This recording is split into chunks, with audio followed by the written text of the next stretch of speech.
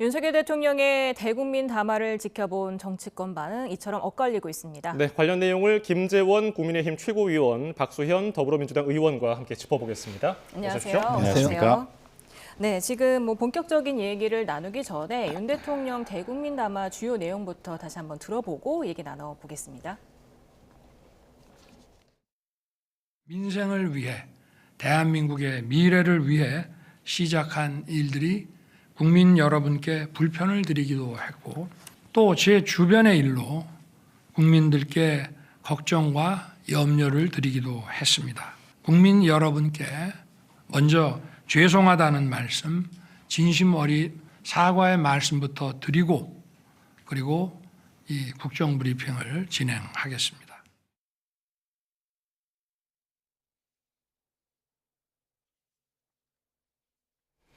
네, 이렇게 조금 전 보신 것처럼 고개를 숙여서 사과를 한 거는 취임 이후에는 처음이지 않습니까? 대선 후보 시절에는 있었지만요. 네, 그렇죠. 사실 윤석열 대통령이 이제 집권 그 후반기에 고쳐보드는데요. 이때까지 여러 가지 개인적으로는 국정 성과를 내기 위해서 4대 개혁 그리고 또 저출산 문제까지 큰 아젠다를 주도하면서 나름의 혼신의 힘을 다했지만 그러나 여러 가지 또 잡음도 있었고 그 과정에서 지난 총선 때 그 민주당이 막강한 그 야당으로 새로 그 등장함으로써 사실 국정에 그 발목이 잡힌 상태거든요. 예. 이런 상황에서 최근에 명태균 씨와 관련된 이 녹음 파일까지 공개가 되니까 국민들의 여론이 악화된 것은 사실이고 그에 대해서 어떤 형태로든 사과를 해야 된다는 여론이 좀 있었습니다. 그래서 국민들의 그런 말씀에 좀 귀 기울이면서 총론적으로 사과도 하고 구체적인 내용에 대해서 진솔하게 해명을 한 자리가 아닌가 생각했습니다. 네. 예, 박 의원님은 어떻게 평가하세요? 예.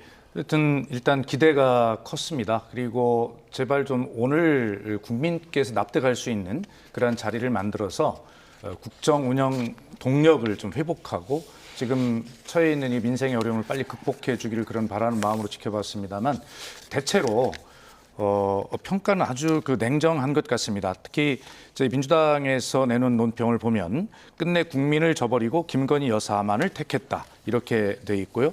알맹이 없는 사과, 구질구질한 변명, 구제불능이 오만과 독선으로 넘쳐났다 이렇게 이야기를 했고요. 민주당뿐만이 아니라 여러 군데의 그 오늘 논평의 제목을 보면 고개는 숙였지만 의혹에는 고개를 저었다 이렇게 평가를 했고. 하여튼 애틋한 남편 코스프레를 했다. 대국민 담화가 아니라 대국민 잡담을 듣는 기분이었다. 이런 이제 냉혹한 냉정한 평가들이 이제 주류를 이루고 있는데, 그래서 이건 전체적인 그런 타인의 평가고 제가 평가를 한다면 정말 좀 아쉬웠습니다. 좀 더 진솔하게 지금 제기된 것은 김건희 여사로 인한 많은 국정 개입 의혹. 이것을 사실 해명하는 것이 저는 오늘 핵심이었다고 보는데 이 문제에 대해서는 전혀 근접하지도 못하고 그렇게 넘어갔고 그 김건희 여사 문제의 해법으로 제기되고 있는 특검의 도입 이 문제에 대해서는 반헌법적 정치 공세라고 그냥 딱 잘라버리는 그래서 전혀 지금 국민 민심의 본질이 어디 있는지를 잘 대통령께서 파악하지 못하는 것 같다라고 하는 그런 느낌을 가졌습니다. 네, 그러면 오늘 보신 거를 총평한다면 몇 점 정도를 주실 수 있을까요? 지금 여론조사 기관마다 나오는 것이 이제 10%대 아니겠습니까? 지지율이요. 그렇습니다. 그래서 저는 어쨌든 오늘 저 어려우신데도 국회에 가서 기분 나쁘고 욕먹을까 봐 국회도 못 가는데 그래도 기자들 앞에 서서 하려고 하는 점수 1점을 더해서 20점 주겠습니다. 김재원 의원님은 몇 점 주시겠습니까? 아니 제가 점수를 평가하기는 어렵고요. 예. 야당이 저런 식으로 나오니까 사실 정치가 지금 제대로 서지 못하고 있거든요. 대통령이 취임 이후에 그 집권 후반기에 접어들기도 전에 국민들의 요구에 일정 부분 부합하기 위해서 사과도 하고 진솔하게 해명도 했는데 그거 되고 무슨 20점 이야기하고 또 무조건 그냥 있는 온갖 악담을 퍼부으면서 저런 정도의 비난을 한다면 국정이 제대로 굴러갈 수가 있겠습니까? 사실 저는 민주당이 지금 보여주고 있는 국회에서의 여러 가지 그 전행이나 국정을 그 송두리째 끌고 민주당이 그 주도하려는 이런 상황이 지금 국가 전체를 마비시키고 있다고 생각을 하거든요. 그래서 대통령이 좀 진솔하게 사과도 하고 또 나름의 해명을 하면 그래 이 정도 들었으니 이제 앞으로 좀 국정의 국정에서 좀 더 협조할 것은 협조하고 잘못된 것은 지적하겠다 이런 전향적인 태도로 나올 줄 알았는데 무조건 저 한마디 한마디 전부 걸고 넘어지기 시작하기 때문에 이 문제가 앞으로 어떻게 또 갈지 저는 개인적으로 좀 안타까운 입장입니다. 네. 그런데 지금 뭐 야당뿐만 아니라 국민의힘 내부에서도 지금 시각차가 존재하는 것 같습니다. 신한동훈계 조금 전에 저희가 기사로 전해드렸지만 기대에 못 미친다, 뭐 심각성을 모르고 대충 넘어가려는 것 같다 이런 반응들이 나오고 있거든요. 그러니까 애초에 한동훈 대표께서 이제 5가지를 요구했었지 않습니까? 대국민 사과, 참모진의 전면 개편, 쇄신령 개각, 김건희 여사 활동 중단, 특별감찰관 임명 뭐 이렇게 요구를 했는데 뭐 이 한동훈 대표의 대국민 사과 요구 때문에 윤석열 대통령께서 오늘 대국민 사과를 했다고 보지는 않습니다. 그러나 어쨌든 야당의 눈높이에서는 특별감찰관이 아니라 특별검사의 도입을 한동훈 대표가 요구해야 된다고 봤었는데 뭐 그나마도 뭐 하나만한 것들이고요. 그래서 이런 어떤 야당의 눈높이에도 못 미치는 그런 어떤 국민의 눈높이에도 못 미치는 한동훈 대표의 요구 이마저도 사실은 대통령께서 수용하지 않은 것이거든요. 그렇기 때문에 여당 내에서도 이 민심을 빨리 수습하기 위해서는 사실은 특단의 대책이 나오지 않고서는 국민의힘의 지지율도 함께 떨어지는 그러한 현상들을 지금 목도하고 있으면서 대통령의 국정운영 동력을 회복이나 대통령 운명뿐만이 아니라 차기 대통령 선거를 앞두고 국민의힘이 다시 집권당이 되느냐라고 하는데 심각한 빨간불이 켜졌다고 생각하는 미래 권력들 입장에서는 대통령의 사과가 굉장히 부족하다라고 비판할 수밖에 없는 그런 내용이겠죠. 예, 한동훈 대표가 얘기한 5대 요구안에서 오늘 몇 개나 이루어졌다고 보시는가요? 근데 한동훈 대표 요구가 뭐 그렇게 지금 몇 개 받아들여야 되느냐의 문제는 중요하지 않다고 생각합니다. 왜냐하면 대통령이 위기를 극복하기 위해서 어떤 조치를 해야 된다고 하는 그 제안이 굉장히 많았습니다. 예. 그리고 야당에서도 요구가 있었고 언론이나 또는 그 우리 당의 원로들까지도 이런저런 요구가 많았거든요. 그런 내용을 전부 다 놓고 대통령이 앞으로 진행해 가면서 그 바꿔야 될 것 또는 요구 조건을 들어서 그 국정을 좀 면모를 일신해야 될 것 이것을 이제 앞으로 찬찬히 진행을 해야 되리라고 생각을 합니다. 그런데 지금 당장에 몇 개를 뭐 수용을 했느냐 또는 수용을 하지 않으면 잘못이냐 이렇게 논의한 것 자체가 의미가 없다고 보죠. 네. 대통령은 당연히 인적 쇄신 문제에 대해서도 지금 인사검증 중이다 이렇게 밝혔고 또 사과 문제는 한동훈 대표가 요구해서 지금 사과를 하고 한동훈 대표가 요구하지 않으면 사과를 하지 않고의 문제가 아닙니다. 대통령께서 민심을 수습하기 위해서 해야 될 문제도 있고 또는 국민들의 요구에 일정 부분 부합해야 되기 때문에 해야 될 일도 있기 때문에 그런 점에서 봐야 된다고 생각하고요. 김건희 여사 활동 중단 문제는 사실은 이미 오래전에 그렇게 하고 있다고 공개를 했는데 끊임없이 요구를 한다고 해서 그 점을 무조건 지금부터 대외 활동을 하지 않겠다 그렇게 이야기할 수 있는 것도 아니기 때문에 이런 내용 가지고 무슨 요구를 수용했느냐 아니냐라고 거론할 필요는 없다고 봅니다. 네. 저는 오늘 사실 이 기자회견을 이제 보지는 못했는데 이 방송국에 오면서 이제 유튜브로 이렇게 쭉 단락단락을 좀 봤거든요. 근데 예. 그 중에 사실은 우리 김채국께서 굉장히 뭐 섭섭하셔도 할 수 없습니다. 우리 공개 토론이니까. 그런데 거기서 인상적이었던 것이 야당이 이렇게 냉혹하게 평가를 하는 것이 아니라 기자회견이 진행되는 중에 지명을 받은 기자가 이렇게 질문을 합니다. 대통령께서 그 사과는 했지만 사과할 부분에 대해서 구체적이고 명확하게 사과하는 것이 진짜 사과다. 이렇게 이야기를 하면서 대통령 면전에서 명태균 씨 문제에 대해서 대통령의 답변이 뭐 휴대폰을 교체하지 못해서 또 박절하지 못하게 해가지고 이렇게 이어지다 보니까 이렇다라고 사과는 하셨지만 어떤 것을 사과했는지 정확하게 구체적으로 명확하지 하지 않은 것에 대해서 국민이 어리둥절해 하실 것 같다. 이렇게 기자가 그 앞에 바로 질문을 하거든요. 그렇기 때문에 이 문제는 글쎄 뭐 서운하셔도 야당이 뭐 너무 냉혹하다. 그다음에 야당이 발목을 잡는다. 뭐 이렇게 말씀하시는 것보다는 야당은 늘 뭐 그렇게 지적하는 존재 아니겠습니까? 네. 그런데 이런 문제를 국민이 과연 어떻게 생각하시는가를 집권당의 최고위원으로서 한번 폭넓게 냉정하게 보실 필요가 있겠다는 생각이 듭니다. 네, 그러나 오늘 지금까지- 잠시만요. 오늘 무제한 끝장 회견으로 예고됐지 않습니까? 그만큼 주제와 내용이 좀 제한이 없이 이어졌는데 김건희 여사 관련 질문이 많았습니다. 주요 내용 먼저 듣고서 또 얘기 나눠보겠습니다. 저를 타겟으로 해서 제 처를 많이 좀 악마화시킨 거는 있습니다. 저도 뭐 제 아내가 잘했다는 것이 아니라 더 신중하게 매사에 처신을 해야 되는데 이렇게 국민들한테 걱정 끼쳐드린 거는 그거는 무조건 잘못이라고 생각합니다. 대통령과 여당이 반대하는 그 특검을 임명한다는 자체가 법률로는 뭐든지 된다는 것이기 때문에 이 자체가 이제 기본적으로 헌법에 반하는 발상이고요. 이거는 사법작용이 아니라 정치 선동이다 이 말입니다. 네, 특검이 반헌법적이다. 이거 어떻게 보셨습니까? 특검이 반헌법적인 것이 아니고요. 민주당이 제기하고 있는 이 특검법은 사실은 진실을 가려내어서 위법 행위가 있으면 처벌하겠다는 그런 공정한 특별검사를 임명하겠다는 것이 아니고 민주당이 멋대로 임명을 해서 민주당이 요구하는 수사 결과를 만들어내고 그것을 근거로 해서 윤석열 대통령을 탄핵까지 끌고 가겠다는 정치 공세라는 것은 이미 여러 차례 저희들이 주장을 해왔고 그런 점에 대해서 대통령도 언급한 것이죠.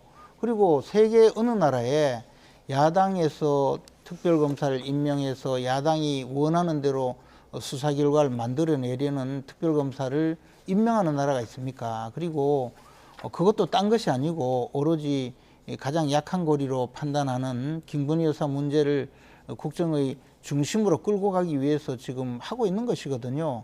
그런 점에 대해서 지적을 한 것이고 그 점을 지금 가장 문제점을 제기하고 있는 분도 이제 또 한동훈 대표도 그러고 있습니다. 근데 지금 특별검사를 그 자체를 지금 이야기하고 있는 것이 아니잖아요. 더욱이 민주당은 어느 정도로 좀 국민들에게 그러면 공정한 특별검사에 맡겨서 수사를 해보자라고 한다면 그나마 좀 귀담아 들을 수 있을 수도 있습니다. 그런데 상설특검법마저도 특별검사를 자신들이 임명하겠다고 기존에 그 규정되어 있는 국회 규칙까지 멋대로 바꿔서 자신들이 임명하겠다고 지금 나오고 있거든요. 그러려면 특별검사 사무소를 민주당 당사에 차리고 특별검사도 민주당에서 마음대로 하고 그리고 나서 결론을 내는 것이 지금 그 의도 아니겠습니까? 이런 것에 대해서 지금 지적을 하고 있는 거죠. 예, 임 대통령, 예, 말씀하시죠. 지금 그 문제에 대해서 이제 같이 설명을 드려보면 그렇죠. 그 우선 윤석열 대통령께서도 특별검사 출신 아닙니까? 그를 하셨죠. 그런데 그 특별검사 제도에 관해서 반헌법적 정치 공세다라고 말씀하시는 것 자체가 모순이죠. 좋습니다.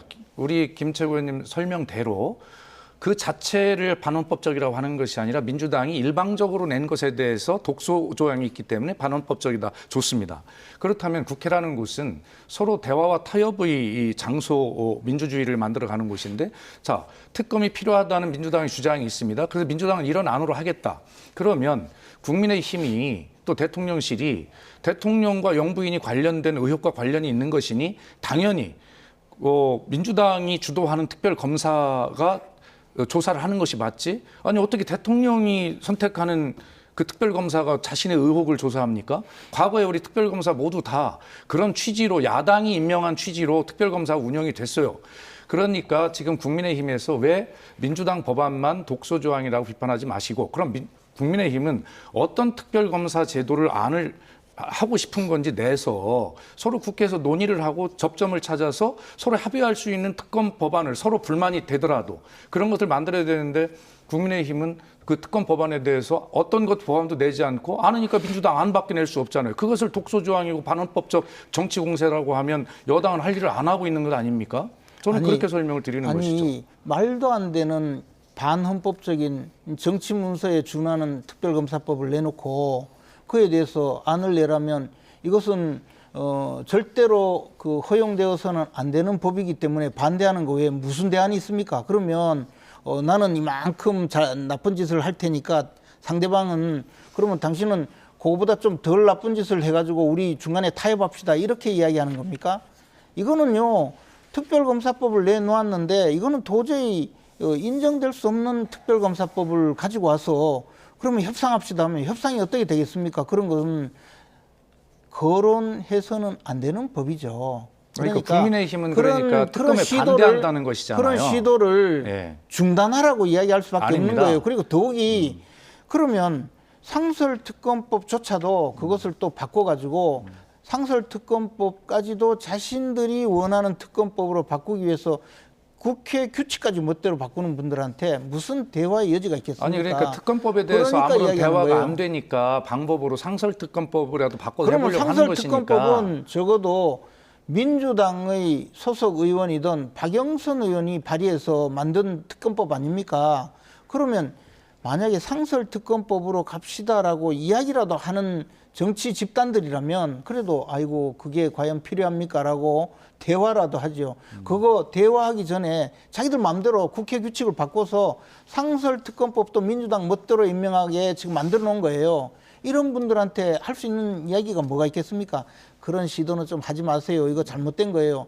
그게 정상적인 이야기죠. 어떻게 그걸 가지고 당신들이 내놓은 거는 워낙 나쁜 거니까 우리는 좀 덜 나쁜 걸 내놓겠습니다 해가지고 그러면 대화를 하자는 겁니까? 아니, 반론 듣고 먼저 국회의원님, 국회 규칙 개정 시도부터 중단하시고 그러니까 그다음에 최고위원님, 이야기하시죠. 그러니까 그 특검법에 대해서 국민의 거의 10분 중 한 7분 정도가 김건희 여사 특검법이 필요하다는 그런 지금 상황 논리가 있잖아요. 그러면 특검법은 그냥 각 당의 의견이 있을 겁니다. 민주당은 좀 강한 특검을 원하겠지요.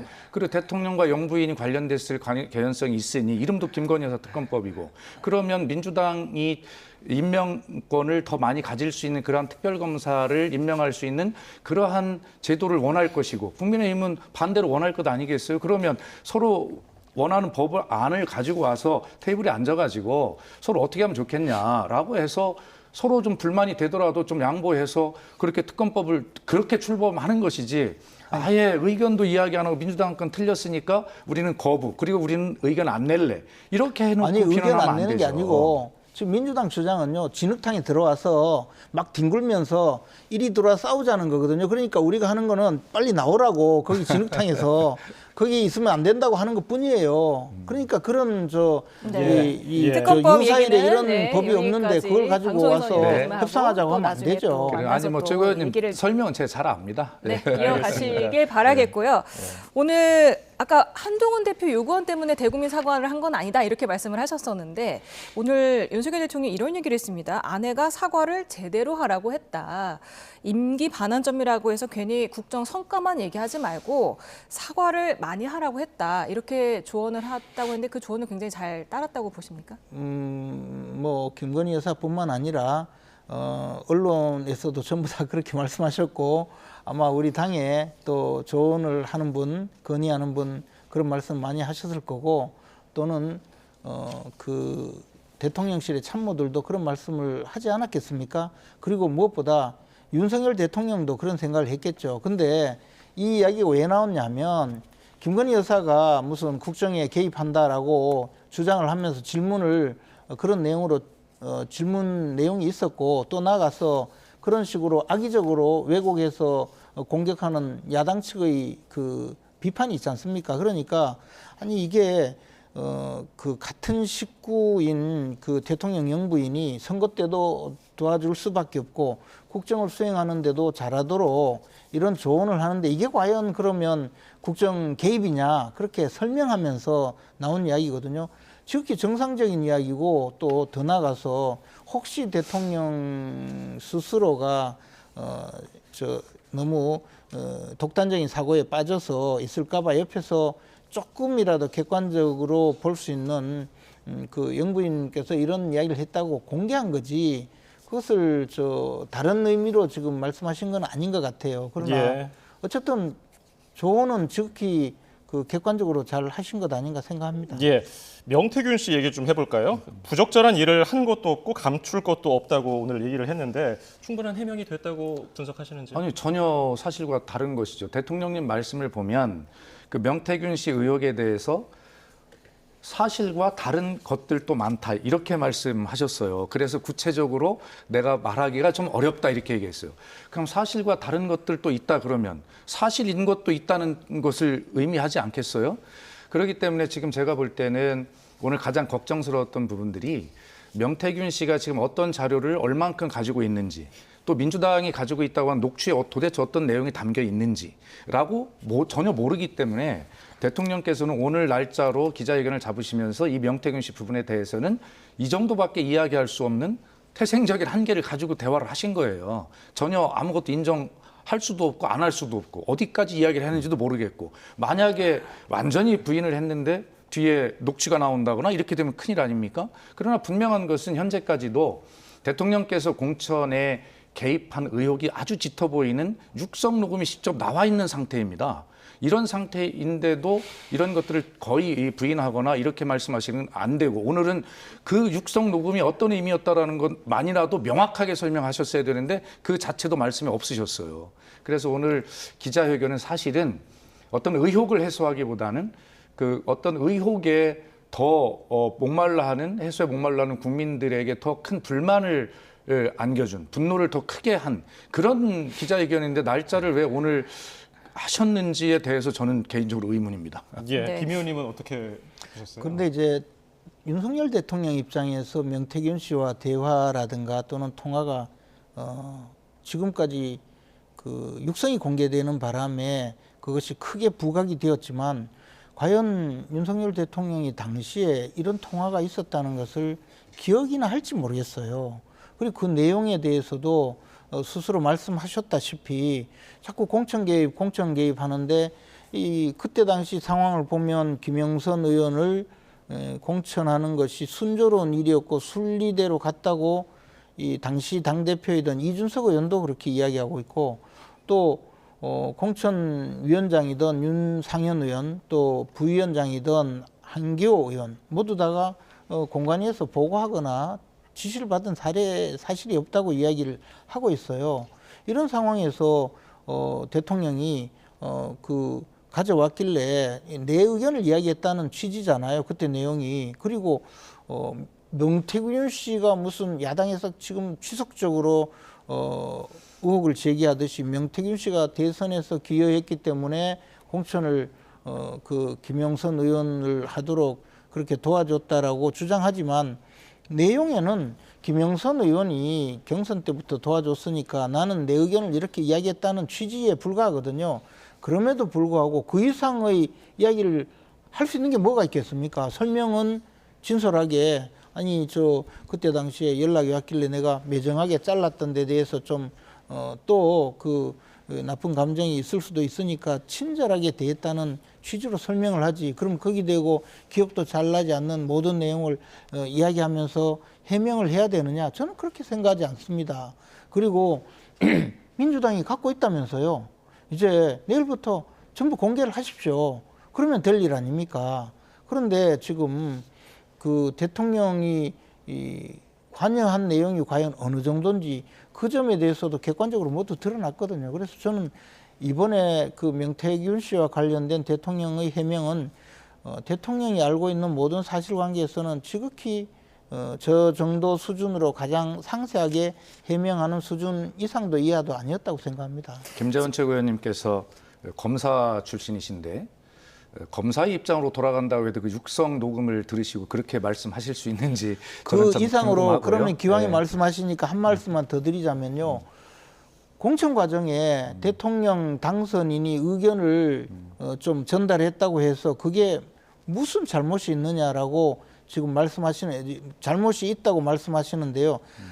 검사 이야기를 하니까 법적인 측면으로 자꾸 이야기하게 되는데 그 이상 법적인 측면을 넘어서서 그 과정에 의견을 제시한다고 해서 그것을 과연 나무랄 일이냐라고 저는 생각하지 않습니다. 글쎄, 그러면 네. 뭐 수많은 사람들이 공청에 개입해서 이야기를 하고 있는데 그걸 가지고 지금 그 무슨 검사 출신 이야기까지 해가니까 제가 좀 약간 당혹스러워서 말씀드렸습니다. 네. 그러니까 법리적으로 이제 계속 그 국민의힘에서나 또 대통령실에서 법리적으로 문제될 게 없다. 정치적, 법리적, 상식적으로까지 문제될 게 없다라고 대통령 비서실장이 국회에서 답변을 한 사항이기 때문에 네. 뭐 냉정하게 법률가의 입장에서 보면 과연 그렇게 법리적인 문제로 이 문제를 덮고 갈 수 있는 것이냐라고 하는 걸 여쭌 것이고요. 그러나 국민들께서는 그것이 상식적으로 맞지 않다고 생각하고 계신 거예요. 대통령 당선인신 분도 당선인 예우에 관한 법률에 의해서 예산을 지원받고 내각을 조각할 수 있는 권한도 행사하고 계시고 경호를 받아요. 그런 어떤 국민적 눈높이에서 보면 그런 분이 당에 공천에 개입하는 듯한 저런 의혹을 사는 육성이 나왔다 그러면 이 문제에 대해서는 우리 법리적, 정치적으로, 상식적으로도 아무 문제 없어요. 이렇게 국민께 해명하는 자세가 틀렸다는 것이고 오늘 대통령께서도 거기에 대해서 일체 어떤 말씀도 하지 않으셨기 때문에 그 부분에 대해서는 아쉬움이 있다 이런 취지로 말씀을 드리는 겁니다. 이 얘기도 있었습니다. 윤 대통령이 핸드폰 번호 네. 핸드폰 번호를 바꾸지 않아서 이런 문제가 발생을 했다 이렇게 얘기를 했는데 이 부분은 그러니까 어떻게 오늘도 보셨어요? 거기에 기자회견 중에 대통령님께 그 면전에서 바로 기자가 저 부산 지역 언론으로 기억하는데 기자가 물으셨잖아요. 대통령께서 그렇게 쓰던 휴대폰을 선거에 쓰던 휴대폰을 여러 가지 이제 뭐 또 전화 올 사람도 있고 그러니까 그래서 하여튼 박절하지 못한 게 문제인 거예요. 그래서 휴대폰도 교체하지 못했고 뭐 그러다 보니까 또 이렇게 맺고 딱 끊지 못했고 이렇게 말씀을 하셨는데 아니 대통령이 되시는 순간, 당선자가 되시는 순간 이거 엄청난 지위에 올라가시는 건데 사적인 휴대폰은 당장 정지를 하셨어야죠. 그리고 대통령은 소위 이제 대통령실에 우리 뭐 김재원 최고위원 저랑 청와대에 있어 보셨지만 정무수석도 비화폰을 쓰시는지 모르지만 소위 33실장, 정책실장, 안보실장, 경호실장과 대통령은 서로 이게 도청이 안 되는 비화폰을 이제 쓰는 정도로 보안이 되어 있고 일반 청와대의 대통령실의 직원들도 전부 그런 것들이 제대로 잘 보안이 작동되는 여러 가지 앱을 깔아서 쓰는데 대통령께서 후보 시절에 사인이던 시절에 쓰셨던 핸드폰을 계속 썼다는 것. 그리고 한간에는 지금 그 전화로 계속 전화를 안 받은 사람이 거의 없다고 할 정도로 드러나 있고 도대체 녹음이 몇만 개가 있을지를 모르겠다는 것이 지금 여의도에 뭐 이 정말 불안한 요소로 예. 좀 다니고 있잖아요. 그래서 어쨌든 휴대폰을 미교체한 것이 그렇게 박절하지 못해서 교체하지 못했다. 거기서 문제가 생겼다. 이 자체가 공적인 마인드가 굉장히 부족한 고백입니다. 예, 반론 듣고 넘어가겠네요. 아니 근데 뭐 휴대폰 번호를 그대로 썼다고 해서 지금 벌어진 문제라기보다는 대통령이 그 당선인 시절에 도와준 사람의 전화를 잘 응대하는 바람에 벌어진 문제라는 취지겠죠.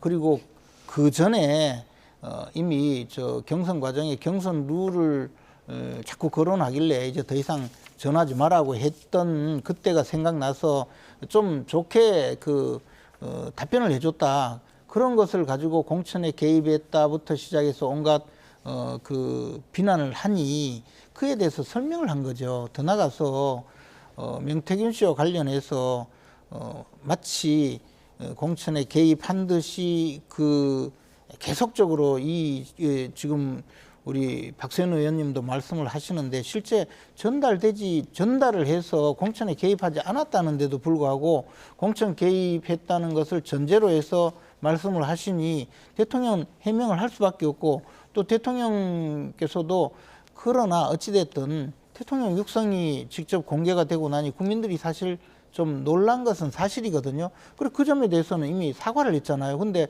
사과도 하지 않고 무슨 모든 걸 부인했다 이렇게 이야기하면서 비판하는 것은 과도한 비판이라는 거죠. 예. 네, 오늘 윤석열 대통령이 이런 얘기도 했습니다. 아내가 순진한 면이 있는데 뭐 많이들 침소봉대하고 없는 말을 지어내서 악마화시킨 경향이 있다. 이렇게도 얘기를 했고 이에 대해서 또 민주당이 이렇게 읽겠습니다. 대통령이 잠든 사이에 대통령 휴대전화로 영부인이 문자를 보내는 게 정상인가? 이런 얘기를 했어요. 네, 그러니까 그 휴대폰이라고 하는 것이 이제 그렇게 극도의 보안과 여러 가지를 하는 것은 아무리 조심을 한다고 해도 무엇인가 좀 뭐 민감하거나 이런 부분들이 밖으로 나갈 가능성이 있고, 설사 민감하지 않은 대통령 후보의 일상적인 생활이 나간다 하더라도 밖에서 이야기거리가 될 거잖아요. 그래서 이 휴대폰을 그렇게 관리하는 것은 큰 문제이고요. 얘 뭐 대통령의 설명대로 아내가 정말 자기를 돕기 위해서 그렇게 밤잠 안 자고 그렇게 자기를 도와줬다라는 것에 대해서 뭐 야박하게 뭐 더 말씀드리고 싶지는 않지만, 그러나 그것이 공적인 마인드가 부족한 그런 상태로 국가 원수로서 행정부 수반으로서 이런 일들을 해오니 이런 문제가 생기는 것 아니겠어요? 그래서 그런 부분을 지적하는 것이지, 왜 저 남편의 그 전화기를 들여다보고 뭐 하냐라고 뭐 그런 부분까지 뭐라고 하는 것은 아니지만, 어쨌든 그런 아주 지극히 공과 사를 구분하지 못하는 그런 부분들에 지금 이런 문제가 다 지금 나오고 있는 것의 연장선상에서 이제 비판을 저는 하는 것이라고 봅니다. 근데 그 이야기는요, 사실은 뭐냐면 대통령 당선인 시절에 이제 수많은 사람들이 축하 문자가 오니 그것을 대통령 당선인이 보낼 수가 없잖아요. 그래서 영부인께서 그에 대해서 답변을 해줬다는 내용이거든요. 다만 이 답변을 하는데 고맙습니다 뭐 이런 답변이 워낙에 많으니까 새벽까지 답변을 해줬다는 건데, 그걸 가지고 민주당이 그렇게 악담을 퍼붓고 또 뭐 무슨 험담을 할 게 없으면 그런 것까지 험담을 하고 계시니 좀 심해도 너무 심하다는 생각이 있어요. 그리고 악마화라는 표현을 사실 했었는데, 사실 민주당에서 그 윤석열 대통령이 대통령 후보 시절부터 지금까지 김건희 여사에 대해서 얼마나 많은 그 모략과 공격을 했습니까? 그리고 또 외곽에서는 김건희 여사의 실수를 유도하기 위해서 그 있지도 않는 부친과의 인연까지 거론해가면서 목사라는 분이 수십 차례 넘게 문자 메시지를 보내고 접근해서 그 몰래 카메라까지 들고 가서 가방을 전달하고 그것을 찍어서 그때 공개하지도 않고 총선 무렵에 가서 가장 그 국민들의 반응이 민감할 때 공개를 해서 그때부터 지금까지 특검까지 요구하면서 공격해오지 않습니까? 이런 것뿐만 아니고 그 외에도 수없는 상태에서 김건희 여사를 악마화한 건 사실이죠. 정치가 이렇게 그 흉포화하고 대통령이나 또는 정치적 반대자 상대방을 이렇게 공격하는 예는 저는 사실 그 세계 어느 나라도 과연 이런 정치가 있을까 싶을 정도거든요. 아마 대통령은 그런 입장을 좀 약간 안타까운 소회를 이야기한 걸로 보입니다. 예, 짧게 짧게 부탁드립니다. 그럴게요. 예. 예, 우리 뭐 김재원 최고위원님 뭐 섭섭하셔서 늘 민주당의 정치 공세 때문에 뭐 흉포화 이래서 지금 굉장히 좀 국민의힘과 대통령이 어려워지신 취지로 계속 말씀을 하고 계신데, 민주당이 그렇게 유능하지 않습니다. 민주당이 정치 공세 가지고 대통령 잠깐 제가 말씀드릴 차례예요. 물고 뜯는 데는 유능하죠. 아니 제가 말씀드릴 차례니까. 그래서 민주당이 그렇게 한다고 그래서 대통령의 지지율이 10%대로 내려앉을 만큼 민주당이 유능하지 않고요. 또 그것은 국민께서 판단하시는 것인데, 국민께서 그럼 민주당의 정치 공세에 속고 계시다는 취지로 들릴 수 있으니 집권당이 되셨으면 최고위원님이시니까 제가 계속 말씀드리는 것은 민주당 때문에 그런 것이 아니라 우리가 무엇을 돌아봐야 되나를 생각해보자는 그런 취지입니다. 네. 지금 한동훈 대표는 오늘 회견에 대해서 공식 입장을 아직은 내놓지 않고 있습니다. 그런데 오늘 한동훈 대표의 갈등을 사실상 인정했어요. 갈등이 있죠, 당연히. 그리고 여당 대표가 여당에서 배출한 대통령을 사실상 공격하고 있는 것이 현실이죠. 그리고 그것이 국민들이 가장 의아하게 생각하기도 하고, 우리 당의 지지자들이 보수가 분열해서 또 8년 전에 있었던 그런 험난한 과정이 일어나지 않을까 걱정하는 것도 사실입니다. 그러나 대통령은 그 점을 인정하면서 만약에 그것을 인정하지 않으면 또 야당이 또 거짓말한다고 또 비난하겠죠. 그러나 인정을 하면서도 같이 일을 해가면서 얼마든지 극복할 수 있다고 이야기를 했거든요. 아마 제가 보기에는 정권 재창출을 위해서 서로 협력한다면 충분히 극복할 수 있는 문제라고 우회적으로 말씀하신 걸로 보여져요. 사실 보수 진영에서 배출한 대통령이 성공하지 못한다면 우리 당에서 또다시 정권을 재창출하겠다고 아무리 나서도 어떤 후보가 어떤 후보라고 하더라도 그 후보에게 기회의 문이 저는 열리지 않을 거라고 봅니다. 우리 당은 지금 보수 진영에서 배출한 역대 대통령 중에서 이승만 대통령, 박정희 대통령 그리고 김영삼 대통령의 존령을 우리 회의실에 걸고 있거든요. 예. 그러나 직전에 이명박 대통령이나 박근혜 전 대통령에 대해서는 존령을 걸지도 못하고 있어요. 근데 그런 상황임에도 불구하고 윤석열 대통령을 우리 보수 진영의 상징 자산으로 삼아서 정권 교체에 성공했는데 만약에 윤석열 대통령을 성공한 대통령으로 우리의 정치적 자산으로 삼지 못한다면 그 후에 또 무슨 근거와 정당성으로 우리가 다시 재집권하겠다고 할 수가 있겠습니까? 그래서 윤석열 대통령의 이야기는 정권 재창출을 위해서 막 그런 이야기를 하면 좀 이 선거 개입이라고 할 수도 있겠죠. 그래서 국정을 제대로 수행하는 데 서로 도와가면서 그 국민들의 심판을 제대로 받을 수만 있다면 또 지금 좀 멀어진 관계도 가까워질 예. 수 있다. 그렇게 설명한 거라고 보여집니다. 한동훈 대표와의 관계를 인정하셨다는 이제 질문이신데 그것은 아마 앙금이라고 하는 그 표현을 쓰셨기 때문에 그런 것이 있다라고 이렇게 이제 인정하신 걸로 보이고요. 여기서 좀 아쉬운 것은 대통령께서 좀 큰 포용력을 보여주셨으면 좋겠습니다.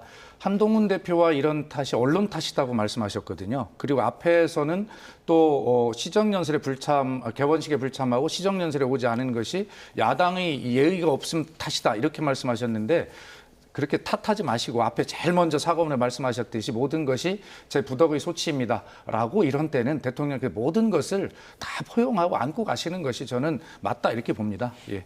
예, 두 분의 뜨거운 분석 잘 들었습니다. 김재원 국민의힘 최고위원, 박수현 민주당 의원이었습니다. 감사합니다. 감사합니다.